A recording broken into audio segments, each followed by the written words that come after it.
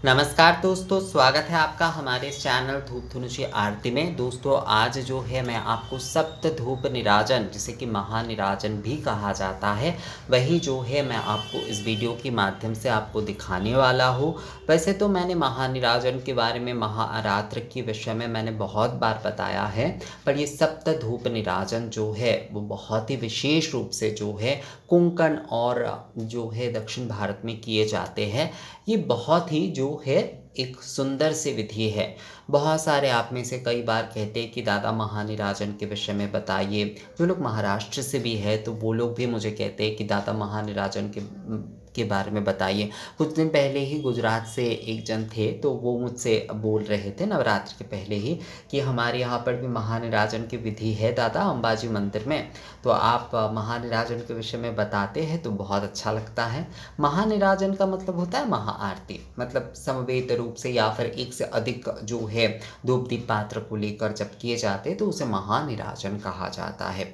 तो कोंकण और दक्षिण भारत में, जैसे आप लोगों ने आंध्र प्रदेश के विजयवाड़ा में कनक दुर्गा मंदिर के बारे में शायद सुना होगा, तो वहाँ पर भी इस प्रकार से अर्चन आदि किए जाते हैं, अरात्र महानिराजन किए जाते हैं, अर्चन आदि भी किए जाते हैं और जो महानिराजन है वो भी किए जाते हैं। असल में धूप अर्चन ये भी एक विषय है, पर धूप अर्चन का विधि थोड़ा सा अलग होता है। इसे धूप महारात्रि को भी आरती, उसमें भी आरती आदि का ही जैसा ही होता है, पर अर्चन थोड़ा सा अलग होता है। और जो ये महानिराजन है, मैं आपको ये जो सप्त धूप के जो महानिराजन है आपको बताने जा रहा हूँ, वो जो है वो थोड़ा सा अलग है। तो यहाँ पर देखिए, सबसे पहले जो है मैं यहाँ पर आप लोगों को दिखा देता हूँ। इस प्रकार के 7 जो है धूप पात्र आपको ले लेना है। अब कोई मत कहिएगा कि दादा हम अगरबत्ती ले सकते या नहीं, नहीं वो सब कुछ नहीं लिया जा सकता है। ऐसे 7 धूप पात्र ही आपको जो है लेना होगा, 7 धूप पात्र ही आपको लेना होगा अगर जो है सप्त धूप निराजन करना चाहते। देखिए हमारा चैनल धूप पूजा आदि के ऊपर आधारित है, तो यहाँ पर यही सारे विषय जो है मुख्यतः आप लोगों को ज़्यादा मिलेंगे। और जो लोग सीखना चाहते हैं धूप पूजा आदि, उन्हें थोड़ा सा कष्ट करना पड़ेगा। और कुछ मैं नहीं कह सकता, क्योंकि बिना कष्ट के कैसे आप जो है पूजा आदि को पूर्णता से जो है सीखेंगे करेंगे, तो इसलिए थोड़ा सा कष्ट तो करना ही होगा। तो ऐसे 7 जो है धूप पात्रों आपको ले लेना है। आप नारियल के छिलके आदि से जिस प्रकार से धूप आदि प्रज्वलित किए जाते हैं, बिल्कुल उसी प्रकार से आप प्रज्वलित करिए धूपाग्नि के साथ जो है। और इसके साथ जो है एक तेल का या फिर घी का अगर है तो अच्छा है, और तेल का भी अगर तिल के तेल आदि का है। बहुत सारे लोग मुझे कहते हैं कि दादा सरसों के तेल का हम प्रज्वलन कर सकते हैं। हाँ कर सकते हैं, कोई समस्या नहीं है। खासकर जो पूर्वी भारत में है, विष्णु प्रांता में जो रहते हैं वो सरसों के तेल के दीपक भी जो है विशेषकर जो है उसका प्रयोग कर सकते हैं। ये कालिका पुराण आदि में विशेष रूप से कहा गया है। तो ये है 7 धूप आपको प्रज्वलन कर लेना है, और एक जो है आपको घी के या तेल के दीपक जो है वो भी आपको ले लेना है। तो देखिए धूप आप जो है एक एक करके भी निवेदन कर सकते हैं या फिर अलग अलग भी निवेदन आप कर सकते हैं। धूप मंत्र आदि धूप आरती के जो मंत्र है बिल्कुल वही मंत्र जो है यहाँ पर प्रयोग होंगे। यहाँ पर एक विषय मैं आप लोगों को बता दूँ, जैसे कि आप लोग मुझे कई बार कहते कि दादा कई लोग कह नहीं पाते हैं ये मंत्र जो है वनस्पति रसो दिव्य गंधा टिसु मनोहर मया निवेदित भक्ता धूपोयं प्रतिगृहतम, ये जो मंत्र होता है कई लोग इसका ना पूरी तरीके से उच्चारण नहीं कर पाते। तो मैं आप लोगों को कहूँगा कि आप लोग जो है केवल धूप पात्र के ऊपर जो है 3 बार जल का छिड़काव करें, गंध पुष्प अर्पण करें, और जो है आप एष धूप अमुक देवी दिव्य नमः या फिर निवेदयामि कहते हुए ही जो है आप निवेदन करिए, कोई समस्या नहीं है। वनस्पति रसो दिव्यादि ये जो मंत्र होते हैं ये असल में जो है प्रार्थना मंत्र होते हैं, मतलब धूप का एक वर्णन करते हुए जो है हम उसे निवेदन कर रहे हैं, हम उसे जो है अर्पण कर रहे हैं। तो ये होता है वो मंत्र। तो अगर वो नहीं भी आप बोल पा रहे तो इसमें कोई बहुत बड़ी हानि नहीं है। आप जो है ईशद धूपा जो आप निवेदन कर रहे हैं केवल मात्र उतना ही बोलते हुए जो है आप मूल मंत्र से उसे निवेदन कर सकते हैं, कोई समस्या नहीं है। पर क्या होता है अगर जब हम पूर्णता पूजा करना चाहते हैं बहुत सुंदरता से, तो एक पूर्ण तरीके से जब हम कहते हैं ना तो वो ज़्यादा अच्छा लगता है, मतलब एकदम पूरा निवेदन करते हुए। तो बिल्कुल इसी तरीके से जैसे कि उमेत श्रीबंग धूप आरात्रिक धूपान्वित श्रीबंग आरात्रिक धूपाय नमः, एतश्वेपं आरात्रिक धूपाय नमः, या फिर निराजन धूपाय नमः। बहुत सारे लोग मुझे कहते हैं कि दादा जब दीप के बारे में निराजन बोल सकते तो धूप के बारे में क्यों नहीं? बिल्कुल बोल सकते, कोई समस्या उसमें नहीं है। तो आरात्रिक धूपाय नमः, आरात्रिक धूपाय नमः, आरात्रिक धूपाय नमः, एतगंधपुष्प आरात्रिक धूपाय नमः, एतगंधपुष्प एतदधिपते देवाय श्री विष्णवे नमः, एतगंधपुष्प एतद् संप्रदानाय श्री भगवती दुर्गायै नमः।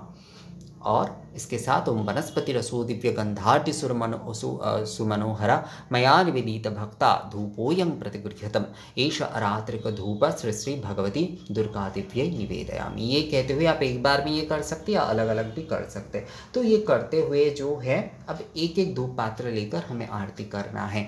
यहाँ पर एक विषय मैं आप लोगों को बता दूँ, आप आरती जब भी आप शुरू कर रहे हैं तो उसके पहले अवश्य रूप से जो है आप माँ को 3 बार पुष्प अर्घ यानी कि पुष्प आदि से जो है पुष्प आप माँ को 3 बार या 5 बार जो है पुष्पांजलि कहा जाता है इसे, पर ये मूलतः जो है पुष्प अर्पण है। तो पुष्प अर्पण जो है वो आप कर लीजिए, माँ को आप अवश्य रूप से आरती शुरू होने से पहले पुष्प अर्पण करिए और उसके बाद ही जो है आरती शुरू करिए। आरती के बीच बीच में जैसे कि एक धूप पात्र से आपने आरती की तो उसके बाद भी जो है हस्त प्रक्षालन करने के बाद पुष्प समर्पण किए जाते हैं, तो आप वो भी कर सकते हैं या फिर जो है एक बार में जाकर भी कर सकते हैं। तो सर्वप्रथम हमने जो है माँ को हमने पुष्प अर्पण आदि किया, अब जो है हमने निवेदन आदि किया, धूप मंत्र आदि से निवेदन आदि किए। अब जो है घंटी लेकर, मैं यहाँ पर घंटी नहीं बजा रहा हूँ क्योंकि बीच बीच में मुझे जो बोलना पड़ता है वो आप लोगों को फिर सुनाई नहीं देता। बहुत सारे लोग कंप्लेन करते हैं कि दादा घंटी बजाते हुए आप जब वीडियो बनाते हैं तो घंटी का आवाज़ ही आता है, आपका स्वर नहीं सुनाई देता, तो इसलिए आप घंटी मत बजाया करिए। इसीलिए जो है मैं घंटी नहीं बजा रहा हूँ यहाँ पर, और मैंने धूप भी तो अलग से प्रज्वलन नहीं किया है, इसलिए घंटी आदि भी नहीं प्रयोग कर रहा हूँ यहाँ पर। तो जो भी हो, सर्वप्रथम जो है हम जो धूप पात्र जो है वो लेंगे और इस धूप पात्र से जो है हम आरती करेंगे। सर्वप्रथम जो धूप पात्र है उससे हम आरती करेंगे कम से कम 7 बार, कम से कम 7 बार सर्वांग में जो है वो आपको करना ही है। बहुत सारे हैं तो इसमें आप जो है बहुत समय तक नहीं कर पा रहे तो कम से कम 7 बार जो है इस प्रकार से हमने पहला वाला जो है इस प्रकार से आवर्तन किया और इसके बाद रखते हुए हम हस्त प्रक्षालन करेंगे। इस समय आप अगर पुष्प समर्पण करना चाहे तो एक पुष्प आप इस समय समर्पण कर सकते, वरना हस्त प्रक्षालन करते हुए जो है दूसरे धूप पात्र से हम आरती करेंगे, दूसरे धूप पात्र से हम निराजन करेंगे, दूसरे धूप पात्र से हम निराजन करेंगे और 7 बार ये करते हुए, कम से कम 7 बार मैं बोल रहा हूँ, हस्त प्रक्षालन करते हुए तीसरे धूप पात्र से हम करेंगे, तीसरे धूप पात्र से हम करेंगे और हस्त प्रक्षालन करते हुए जो है हम चौथे धूप पात्र से जो है हम करेंगे, चौथे धूप पात्र से हम करेंगे।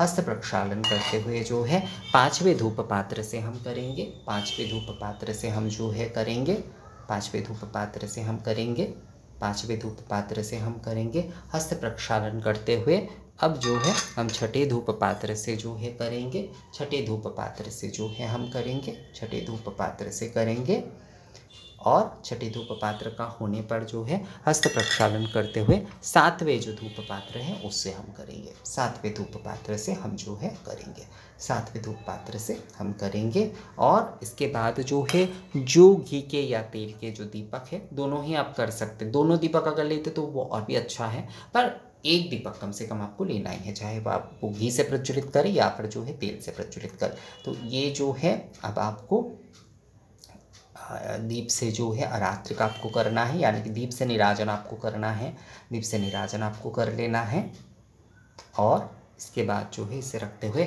हस्त प्रक्षालन करिए। हस्त प्रक्षालन करते हुए जो है अब आप पुष्प समर्पण करिए। अब आप पुष्प समर्पण करते हुए जो है माँ को अब आप जो है व्यजन कर सकते, मतलब चांबड़ आदि से या फिर पंखे आदि से माँ को थोड़ा, क्योंकि इतने सारे धूप दीप से आपने माँ की आरती की है तो एक भावना होती कि माँ को थोड़ा शीतलता देने के लिए उन्हें जो है व्यजन हम करेंगे। तो सारे धूप दीप से आरती हो जाने के बाद पुष्प समर्पण करने के बाद आप जो है माँ को थोड़ा व्यजन करिए और उसके बाद जो है शंख ध्वनि करते हुए प्रणिपात करिए। शंख ध्वनि करते हुए माँ को प्रणिपात करिए और ओम सर्वमंगल मांगल्ये शिवे सर्वार्थ साधिके शरण्ये त्र्यंबके गौरी नारायणी नमोस्तुते सृष्टि स्थिति विनाशानं शक्तिभूते सनातने गुणाश्रय गुणोमय नारायणी नमोस्तुते शरणागत दीनार्थ परित्राण परायणे सर्वस्यार्ति हरे देवी नारायणी नमोस्तुते। श्री भगवती दुर्गा माई की जय। ये कहते हुए जो है आप अपनी आरती जो है, ये जो सप्त धूप निराजन है, जो सप्त धूप महानिराजन है, वो आप पूर्ण करिए। ये सप्त धूप महानिराजन है, इसे आप पूर्ण कर रहे। अगर नवरात्रि में जो लोग सप्तमी तिथि से भी पूजन आदि कर रहे हैं तो वो हर संध्या में अगर करते हैं, मतलब संध्या के समय वो करते हैं तो बहुत अच्छी बात है। ये एक बहुत ही सुंदर सी विधि है आरती की। तो आप अगर जो है माँ के सप्त धूप निराजन करना चाहते हैं तो इस प्रकार से, इस विधि से जो है माँ के आप सप्त धूप निराजन करिए।